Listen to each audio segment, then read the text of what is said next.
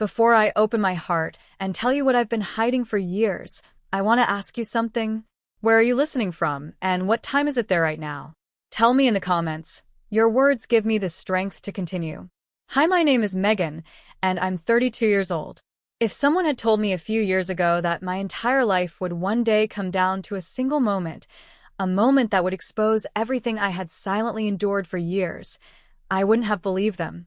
I always thought strength meant keeping your head down, working hard, and proving yourself quietly. I thought respect was something you earn through patience and sacrifice. But life has its own strange way of teaching you what real strength actually is, and sometimes it does that by breaking you first. I serve as an Army Cyber Defense Specialist for the United States Army. Most people hear Army and imagine boots on sand, helicopters cutting through the sky, or medals pinned proudly on a uniform. But my world looks very different. My battlefield is a silent, glowing screen. My weapons are lines of code, encrypted firewalls, and intrusion detection systems. My victories are the attacks that never happen because I stopped them before anyone even knew they were coming. The funny thing is, no one outside the military truly understands what I do. And the people who understood the least were the ones I expected the most from. My own family. I grew up believing that love meant support. I believed parents celebrated their children's achievements, no matter how small. But in my home, success was measured by what people could see: a visible title, a fancy office, a glamorous uniform, a social media post, or some dramatic public recognition. So, when your daughter works in a classified cyber unit where half her achievements can't be spoken out loud, well, to them, it looks like nothing. For years, I've listened to my father, Stephen, casually tell relatives that I still hasn't figured out her career. I've heard my mother, Brenda, sigh and whisper to guests that I just as computer things, nothing serious. My sister, Madison, would laugh with her friends at family dinners and joke that I sit in a room all day pretending to be in the army. And my brother, Jason, who never kept a job longer than 3 months, would smirk and say, "Come on, Meg. You don't actually do anything dangerous. Stop acting like you're important." For a long time, I ignored it.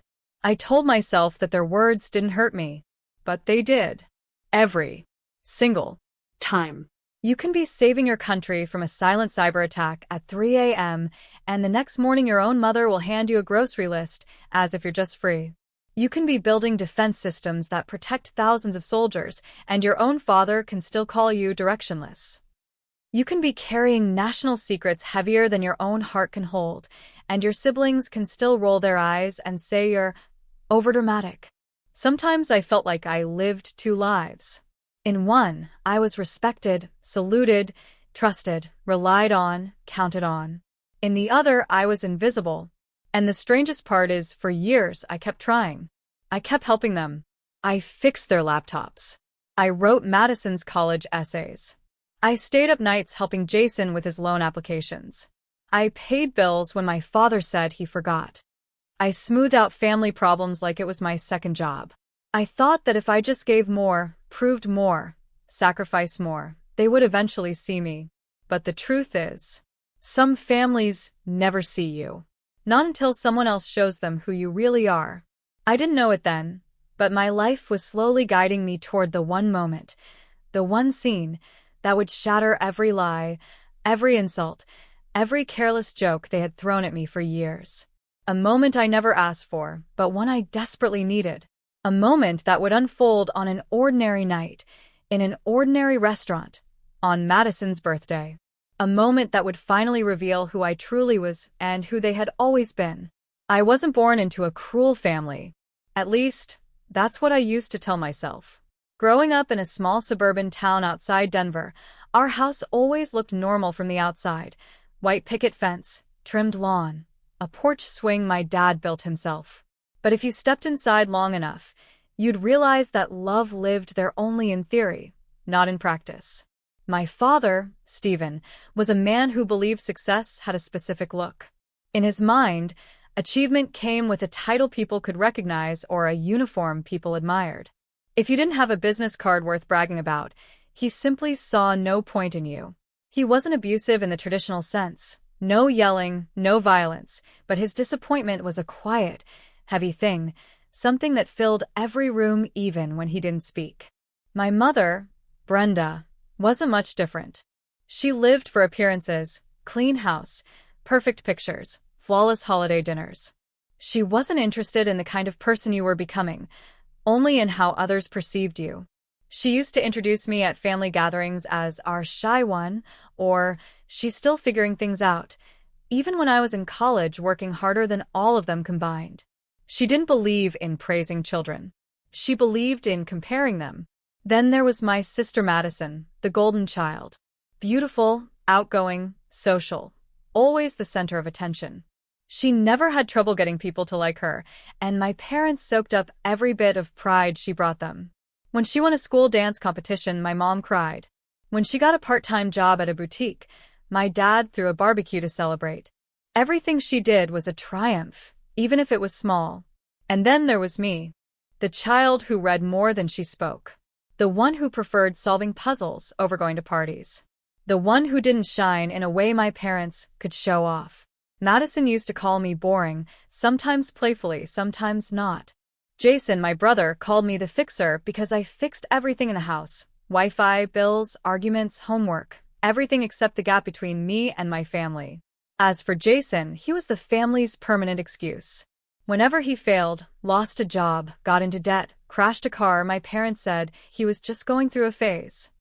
A phase that lasted 20 years. He would make fun of my interests, mock my quietness, and laugh at the way I lived my life. And every time I tried to defend myself, my mother would say, "Megan, don't start. You know how sensitive Jason is." Sensitive? Jason wasn't sensitive. He just wasn't used to being held accountable. Growing up, I learned quickly that my worth in the family was directly tied to how useful I could be. I fixed their problems, I helped with school projects, I paid bills, and I absorbed their constant criticism without complaint. They took my kindness as obligation. They took my help as granted. And they took my silence as weakness. I sometimes wonder when exactly the shift happened, when I stopped being a daughter and became a handyman, an emotional punching bag, a background character in my own home.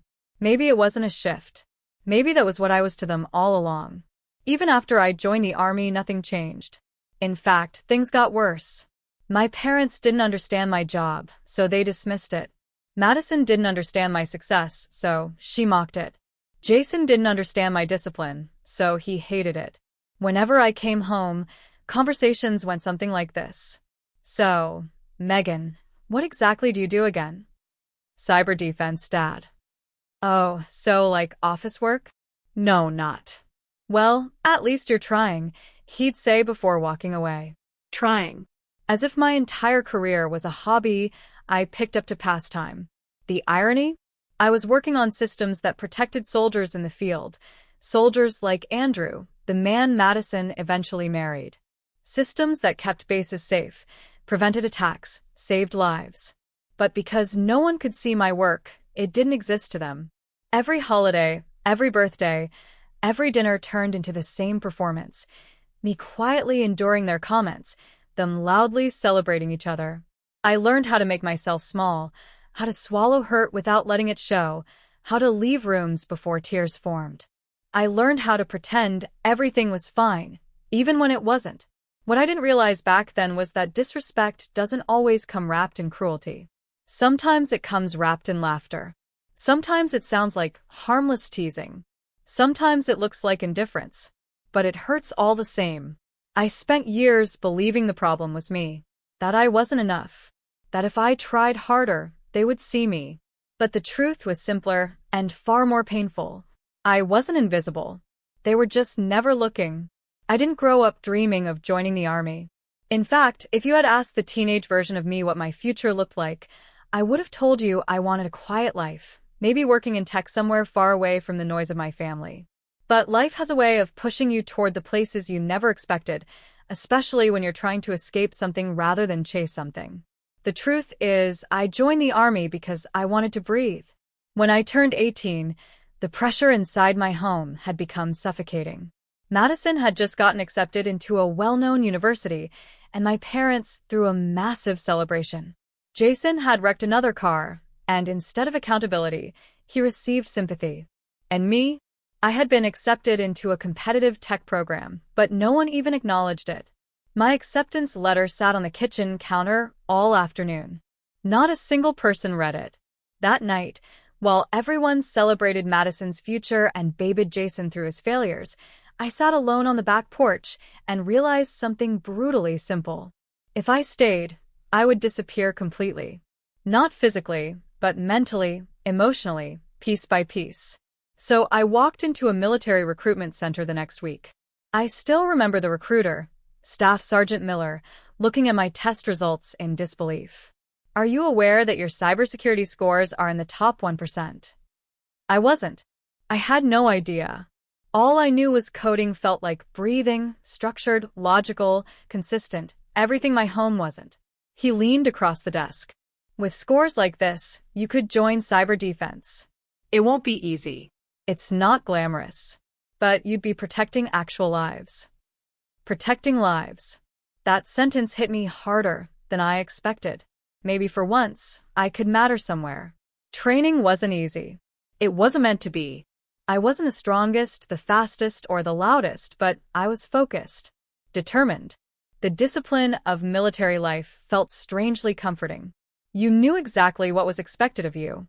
No guessing. No emotional landmines. No walking on eggshells.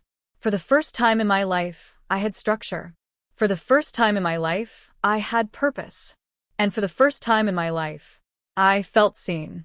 My instructors noticed things my family never had. My ability to solve complex problems under pressure. My attention to detail. My calmness during chaos. My instinct to analyze before reacting. During one simulation, I stopped a full system breach that was designed to overwhelm trainees. My instructor stood behind me, stunned. "Who taught you that logic pattern?" he asked. "No one," I said honestly. It just made sense. He didn't smile. He didn't praise me. He simply nodded, the military version of deep respect, and said, "You're going to save people someday." And he was right. Not in the dramatic movie way, not with explosions or firefights, but in the silent digital trenches where attacks happen faster than anyone can blink. The kind of work you can't post on social media, the kind of victories you can't celebrate publicly, the kind of operations that never make it to the evening news. That's what cyber defense is. You win quietly. You lose quietly. And you carry everything alone. Eventually, I was assigned to a classified unit responsible for detecting intrusions into military communication networks. At first, I felt out of place, surrounded by brilliant minds, some older, some far more experienced. But slowly, silently, I found my rhythm. I built systems, strengthened firewalls, prevented breaches, and learned how to fight digital wars no one would ever thank me for. And I was okay with that. Because the Army gave me something my family never had. Value, without visibility. But there was a cost. The deeper I got into classified work, the harder it became to explain anything at home. My parents wanted flashy achievements, medals, ceremonies, uniforms lined with ribbons. But cyber doesn't work that way. My work was confidential. My results were invisible. And my contributions, no matter how important, were silent. In the Army, I was respected. In my family, I was still just Megan. What I didn't know was that someday, those two worlds would collide in the most unexpected and unforgettable way. The deeper I went into Army cyber defense, the more invisible my victories became. Most people think cyber work is about typing fast or hacking into enemy systems like some Hollywood movie. The truth is far less glamorous and far more terrifying. In my world, one wrong line of code can shut down a base's communications. One missed alert can put an entire unit at risk. One delayed response can cost lives. My first major assignment came quietly, like most things in cyber do. I was pulled into a windowless operations room with screens covering every wall, each one monitoring a different piece of the Army's digital infrastructure. The air smelled like burnt coffee and tension. The senior analyst looked at me and said, "We think someone's in our system. Find the door they used." It wasn't a request. It was a challenge. I sat down, put on my headset, and started tracing patterns, tiny anomalies hidden inside massive streams of data. Someone had slipped malicious code into a communication node overseas. If they established a full breach, they could intercept troop movement and sabotage missions. Soldiers would walk into danger without ever knowing it. It took hours. Endless lines of code. Careful tracing. Logic. Intuition. Calm thinking. I found the breach point. Then the second. And then the hidden backdoor. I patched all three, removed the malware, and built a new firewall system so advanced that even our senior team took notes. The next morning, the commander reviewed my report and said quietly, "Your work prevented a compromised deployment. You just saved an entire unit." That should have been a moment of pride. But no one outside that room would ever know. That was the reality of my job. My wins were classified, sealed, forgotten by everyone except a handful of people who couldn't even thank me properly because technically, it never happened. Another operation I worked on involved a ransomware group targeting multiple military bases. They weren't amateurs. They were fast, coordinated, and ruthless. They would encrypt systems, demand payment, and vanish. But when they attempted to hit one of our overseas bases, their attack pattern felt familiar to me. The same rhythm, the same digital signature. I had seen it before. I spent the entire night analyzing their movements, understanding their logic, anticipating their next steps. At 3:47 a.m., I launched a countermeasure that blocked their entry entirely, traced their servers, and shut down their access points. The next day, the team lead said, "This could have crippled operations for days. You neutralized them before they touched anything." And yet, the report was stamped, confidential, internal use only. Even my closest friend in the unit, Specialist Reyes, would joke, "We're national heroes and nobody knows." But no matter how much good I did out there, my family saw none of it. Because how do you explain classified cyber operations to people who barely understand Wi-Fi passwords? "Mom, I saved a base today" wasn't something I could say. "Dad, I prevented an attack on a unit" wasn't allowed. "Madison, people are alive because of me" wasn't legal to share. All I could say was, "Work was busy," and they would roll their eyes like I was exaggerating. The most defining moment of my cyber career wasn't even something I planned. It happened during a joint operation with another Army unit. They were on the ground, and I was behind a screen thousands of miles away. But my firewall, my intrusion detector, my counterattack saved them from a coordinated digital strike meant to expose their positions. One of the soldiers in that unit was Andrew, my sister Madison's husband. He didn't know it was me at the time. I didn't know it was him. But my work is the reason he made it home that night. That single operation set off a chain of events I never saw coming, events that would collide violently with my personal life months later, revealing truths my family could no longer ignore. But at the time, all I knew was this. I was doing work that mattered, work that saved people, work that would never be recognized. And somehow, I was still the disappointment of my family. If there's one thing my family loved more than pretending everything was perfect, it was hosting gatherings, birthdays, holidays, barbecues, anniversaries, even made-up celebrations just to show off.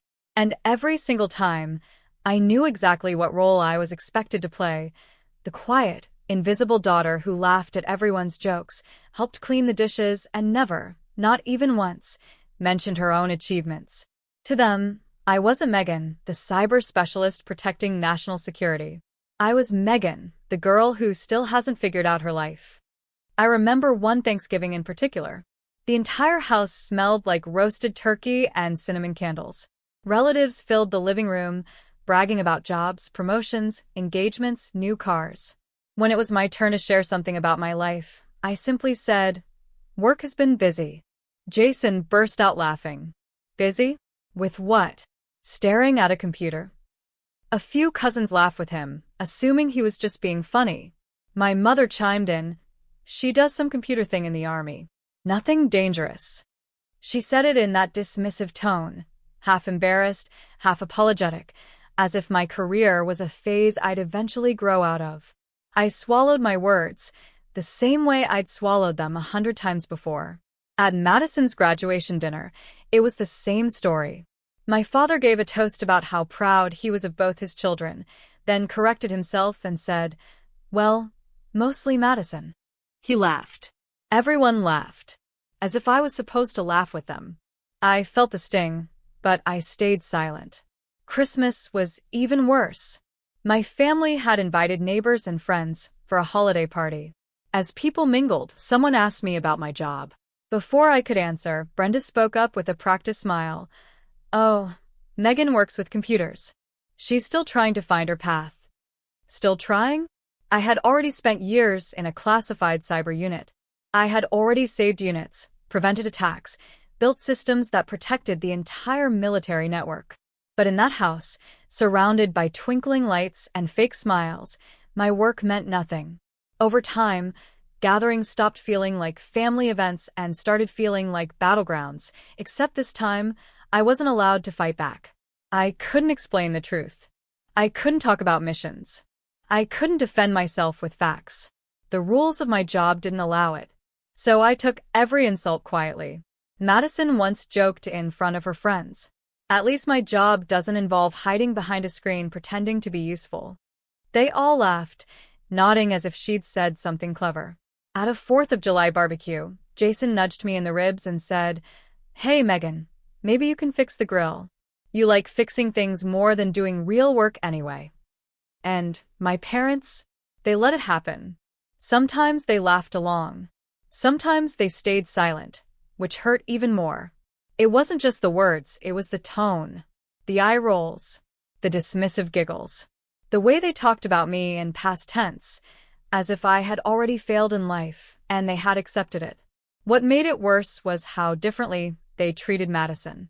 She could walk into a room and receive applause for breathing. Jason could mess up constantly and still be their baby boy. But me? I could be achieving things the world would never know about, and I was still the family disappointment. The humiliation wasn't loud. It wasn't dramatic. It was subtle, consistent, and relentless. And every gathering, every dinner, every birthday, every holiday, etched the same painful message deeper and deeper into me. No matter what I did, no matter who I became, my family had already decided my worth. But all of that was about to change. They just didn't know it yet. Madison's birthday dinner was supposed to be simple, just family, a nice restaurant, some small talk, and a slice of cake. At least, that's what I told myself as I drove through downtown, gripping the steering wheel a little tighter than usual. I'd been to enough family gatherings to know exactly how the night would go, but something inside me refused to skip it. Maybe habit, maybe hope, maybe the tiny, foolish part of me that still wanted my family to see me. The restaurant was upscale, warm lighting, soft music, polished wood tables, the kind of place where people whispered instead of talked. Madison chose it, of course. She liked places where she could be seen. As soon as I walked in, I saw her in the center of the room, laughing loudly, her hair perfectly curled, wearing a dress that probably cost more than my monthly rent. Everyone's attention was already on her. It always was. I approached the table quietly, offering a polite smile. "There she is," my mom said, as if I'd shown up late, though I was exactly on time. My father gave me a half nod, the kind he reserved for people he barely knew. Madison looked me up and down before giving a forced smile. "Meg, "You made it. I was worried you were stuck at your computer thing." The table laughed. I took my seat, inhaled slowly, and reminded myself why I was here. I could endure a few hours. I always did. Dinner started normally, everyone talking over each other, bragging about new purchases, new promotions, new weekend plans. I tried to join the conversation once or twice, but each attempt was brushed off like static noise. "So, Megan," my father finally asked, "you still doing the same job?" The same job, meaning the career I'd spent years building. "Yes," I replied, keeping my voice even. "I'm still in cyber defense." Madison cut me off. So, basically, yes. Same thing. Same computer stuff. Nothing exciting. The table erupted in giggles again. Jason leaned back and smirked. "Hey, at least she's consistent. Haven't changed a thing in 10 years. "Some people just peak early," Madison added, sipping her wine. "Peak early?" I hadn't even begun. My mom placed a hand dramatically over her chest. Honestly, sweetie, we just want you to find something fulfilling. Something real. If only they knew the kinds of threats I spent my nights protecting this country from. If only they knew how many soldiers, how many units, how many missions depended on the systems I built. But I couldn't say any of that. Not without breaking federal law. So I swallowed the words. Again. And let the moment pass. Again. Madison's husband, Andrew, still hadn't arrived. He was an army officer, someone my family respected automatically because of his uniform, something visible, something they could brag about. He usually avoided these dinners, claiming work, but tonight Madison insisted he come. As the waiter set down the cake and everyone began clapping, the tension in my chest tightened. I felt invisible. I felt small. I felt the familiar ache of being surrounded by people who knew my name, but not my worth. Madison lifted her glass. To growth, she said dramatically, and to knowing what you want in life. Her eyes flicked to me as she said it. It wasn't subtle. It wasn't accidental. The table cheered. I sat still. Then, suddenly, the restaurant door opened. A man in uniform, decorated, confident, purposeful, stepped inside. It was Andrew. The moment he walked toward our table, the energy shifted. Something was coming. Something none of them expected. Andrew's boots clicked sharply against the polished restaurant floor as he walked inside, his uniform immaculate, his posture straight, his expression focused. Heads turned instantly, because a man in full army dress uniform walking into a civilian restaurant always draws attention. My family, of course, sat up straighter, thrilled at the idea of being seen with someone who looked successful. Madison practically glowed. There he is, she whispered proudly, as if she owned the moment. I watched him approach, expecting his usual polite nod. Andrew and I had never been close, but we shared mutual respect, the quiet kind. He knew I worked in cyber, but he never asked for details. He understood boundaries. He understood confidentiality. And he never treated me like I was less. But tonight, something in his eyes was different. He wasn't casually walking toward the table. He was approaching with purpose, like he was reporting for something important. He stopped right beside me. For half a second, no one breathed. Then, in a moment so sharp it carved itself into my memory forever, Andrew took a step back, stood at full attention, and gave me a formal, precise military salute. The restaurant fell silent. Chairs stopped moving. Conversations froze mid-sentence. Even the waiters turned to look. My heart slammed against my ribs. Madison's smile collapsed. Jason's fork hovered in the air. My parents stared at Andrew, then at me, completely bewildered. He held the salute for a long second, his eyes locked on mine, not out of family obligation, not out of politeness, but out of respect. Real, military, earned respect. I slowly rose from my chair, unsure what was happening, unsure if this was real. My throat tightened. When he finally lowered his hand, his voice carried through the restaurant, steady, clear, and loud enough for everyone near us to hear. "Ma'am," he began, addressing me formally, "I haven't had the chance to thank you properly for saving my team." The table shook with confusion. Madison blinked rapidly. "Wait, what?" Andrew continued, ignoring the interruption completely. "Months ago, during our overseas operation, our communication system was targeted. The breach could have revealed our entire movement pattern. It would have cost lives. My life included." He paused, breath steady. "The protocol that stopped that attack, the system that protected us, the firewall that shut down the breach before we even knew it existed, Megan built it." My chest tightened. I'd had no idea. I never knew his team was the one affected. Our operations were always anonymous, need to know, detached from the ground units we protected. Madison let out a small, confused laugh. "Are you sure? I mean, Megan doesn't really." Andrew turned his head slowly toward her, eyes sharp. "Madison, I'm absolutely sure. I read the classified debrief myself. Her ID signature was on the system. Your sister saved us." He looked back at me. "You saved me." My breath caught. The silence around our table turned heavy. The kind that exposes everyone. Andrew wasn't done. He shifted his weight, speaking now not just as a soldier, but as a witness. Your work isn't small. It isn't insignificant. And it sure as hell isn't whatever this family thinks it is. He glanced around the table, his jaw clenched. I've been sitting with you all for years, listening to jokes about her job, hearing you dismiss her contributions. And all this time, she has been running defense against some of the most dangerous digital threats this country faces. Jason swallowed hard, eyes darting toward the floor. Andrew leaned forward slightly, voice lowered but firm. You all brag about my career, my promotions, my deployments, but the truth is, I could not do my job if she didn't do hers. My father's face turned pale. My mother clutched her napkin. Madison stared at me as if seeing me for the first time ever.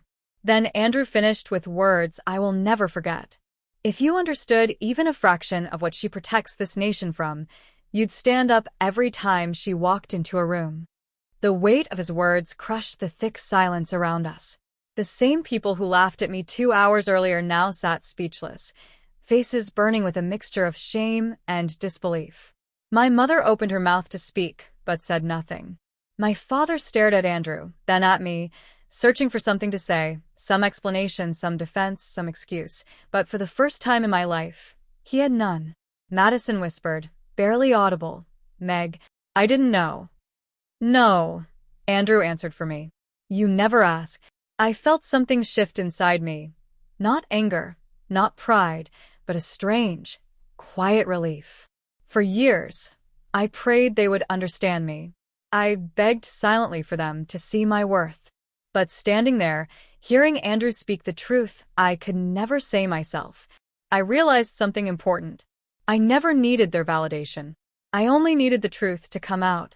And now it had, right in front of them, in the most powerful way possible. For a long moment after Andrew's words faded into the air, no one at the table moved. It felt as if the entire restaurant had paused, forks suspended, conversations halted, breaths held. My family sat frozen, their expressions shattered in ways I had never seen before. Shame, confusion, disbelief, all layered on top of each other like broken reflections. My father, Stephen, shifted in his chair, his jaw clenched, his eyes darting between me and Andrew. He opened his mouth as if to speak, but nothing came out. It was the first time in my life I saw him truly speechless, stripped of the certainty, authority, and judgment he always carried like armor. My mother's fingers trembled as she gripped her napkin. Brenda had always been the queen of perfect appearances, but now her composure cracked. She wasn't angry. She wasn't defensive. She simply looked stunned. As if the daughter she had dismissed for years had suddenly become a stranger she had never bothered to know. Madison stared at me with wide eyes, her confidence gone. The same sister who mocked my work, who joked about my boring career, now looked like she had been punched by reality itself. Her lips parted slightly, her voice barely above a whisper. Megan, I had no idea. For once, Jason didn't smirk. He didn't joke. He didn't roll his eyes. He just stared at his hands, shoulders tense, jaw locked. Maybe he was ashamed. Maybe he was embarrassed. Maybe he simply didn't know how to face the truth, how to face me. The silence wrapped around the table like a heavy fog. But for the first time in my life, it didn't suffocate me. I sat there, calm and steady, feeling something shift inside me, something deep and liberating. For years, their words had cut into me like tiny blades. Every insult, every laugh, every dismissive comment had become a bruise I carried in silence. But now, as the truth hung openly between us, I felt those bruises fade. Not because they apologized, because the truth had finally spoken for me. And that was enough. I realized in that moment that their approval had never defined me. Their misunderstanding had never diminished me. Their blindness had never erased my worth. I had been fighting battles they could never comprehend, carrying responsibilities they could never handle, making sacrifices they would never know about. And I had done all of it without any applause, without recognition, without validation. But now, I didn't crave any of it.